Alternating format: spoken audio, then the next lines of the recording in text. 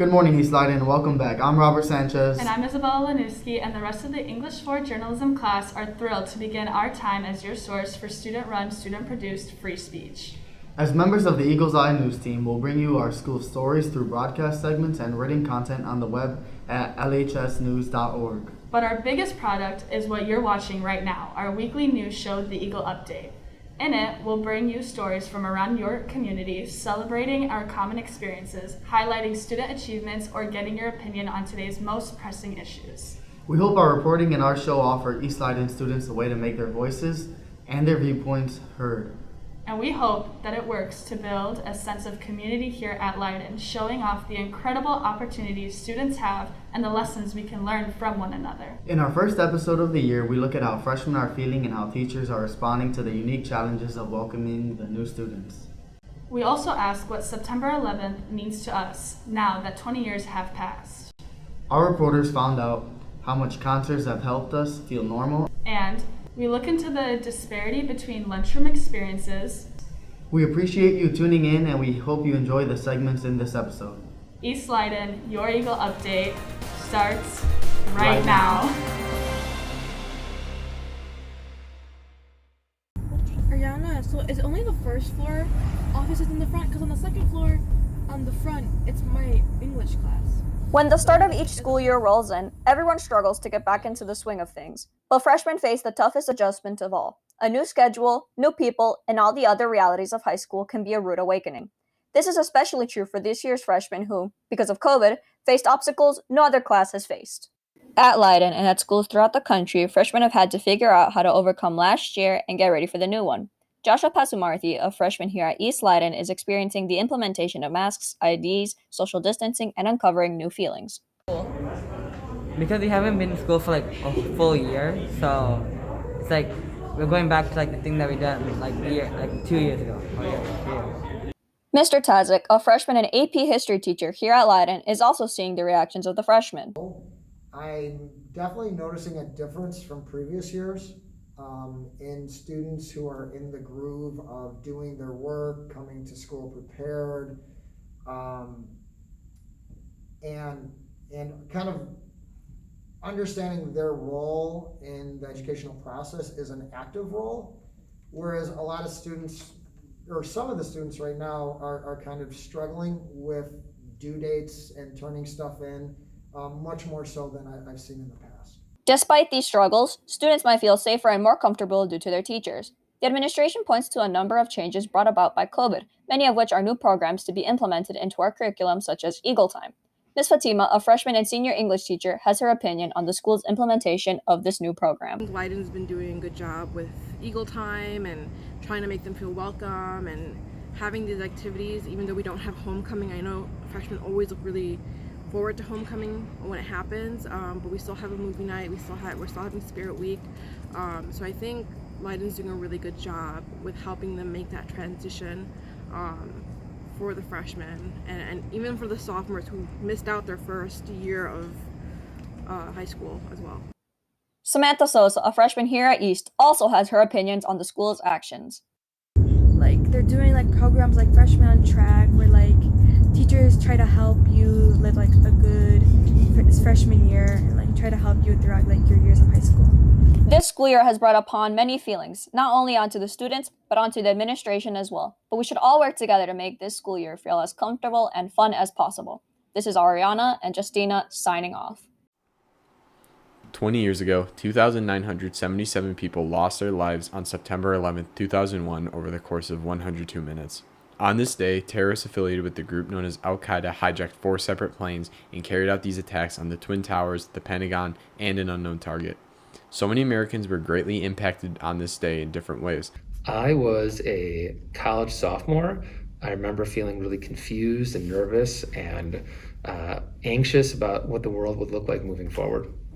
I was actually teaching here at East Leyden, and one of my fellow colleagues knocked on the door and they're like, "Hey, did you hear a small plane just crashed into a building in New York?" And I was like, "No way." And then that period ended and I had my prep period and walked in, and we used to have a TV actually in the social studies room for the teachers, or the teacher room.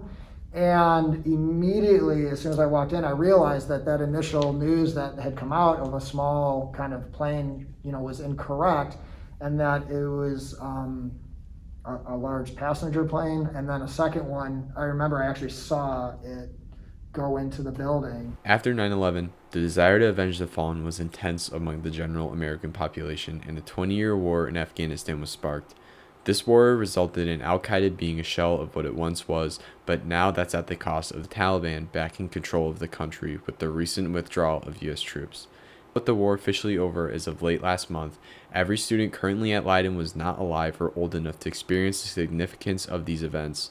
John Hoflick, a senior here at Leyden, thinks that should be changed. I wish we were more aware about the details of why this war happened and what the motive was behind carrying out an attack like this. I've never really had a class that actually covers these events in good detail.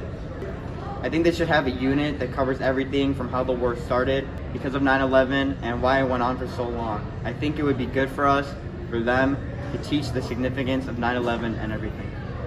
With students not being given a detailed description of these massive points in American history, this raises the question of how schools and teachers can show students the true scale of what has been going on for the last 20 years and what all this means for the future of our country.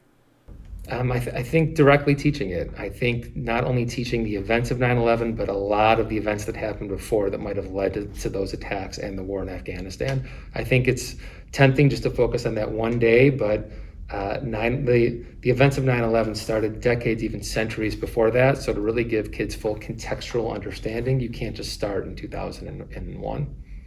I remember I had a professor in college who said, you can't really study something historically until 30, maybe even 50 years after the fact. And I think that rings true here. I think one thing that as social studies teachers we need to do is, while history doesn't repeat itself exactly, there does seem to be certain patterns and parallels that happen. And I think having classroom discussions and lessons designed to identify those patterns and those parallels to then become kind of informative for future policy.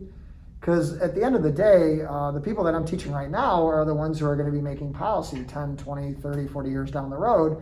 So the more I can help them become informed about those general patterns and parallels, hopefully the more instructive that information can be in helping make decisions that guide the United States and their future policy.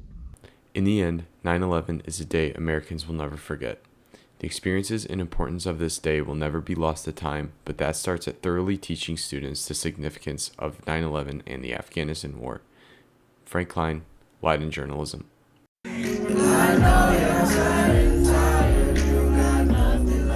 Over the summer, we started to see the world go back to normal. COVID cases were exponentially low, and many of the Leyden students and staff attended concerts, festivals, carnivals, and sport games.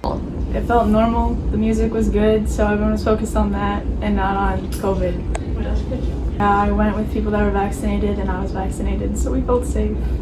I think it's a great thing that we're able to get back to some sort of normalcy and we're able to bring back festivals, concerts, and you needed a negative COVID test or a vax card. It made me feel a lot better, with everyone getting vaccinated, and the group I went with, we've all been really close, so it didn't really have a concern.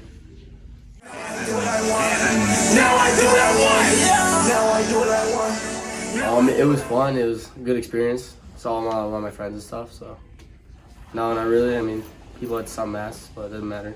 And some people were vaccinated, so I didn't care.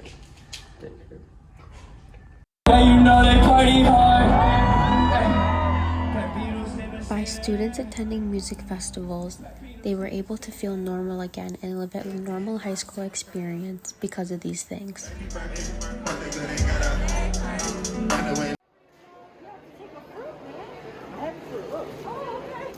East Leyden students returned to school not knowing that there was going to be a change in the lunchrooms, which left many students with drastically different opinions. Being in the new lunchroom, it feels amazing. The view, I get to eat looking at a beautiful view every day. It's kind of dingy and there's no windows, so it kind of feels like a prison. Even though some students were left unhappy due to COVID, a lot of precautions have to be made in order to ensure everyone's safety.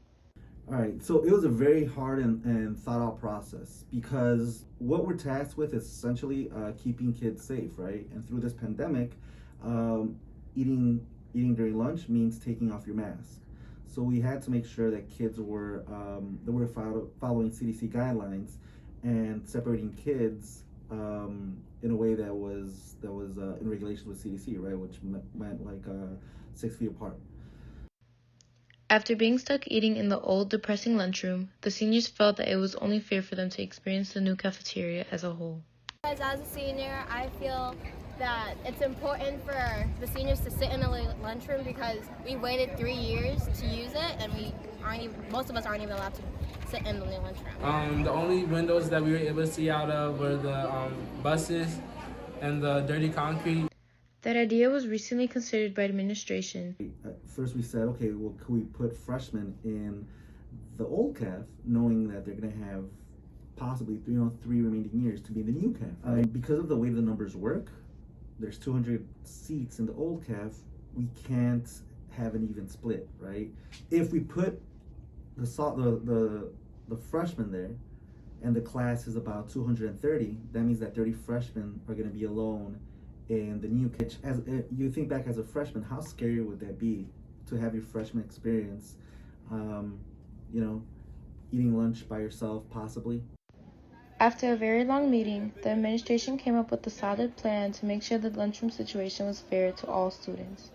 Whatever the first 200 kids, A through wherever it lands, right, they would be in the old CAF, knowing that second semester we would switch it, right? So their whole experience wouldn't be that particular CAF, right? We'll switch it. So then come second semester, we're gonna do Z through whatever letter in the old CAF and how it flips, right?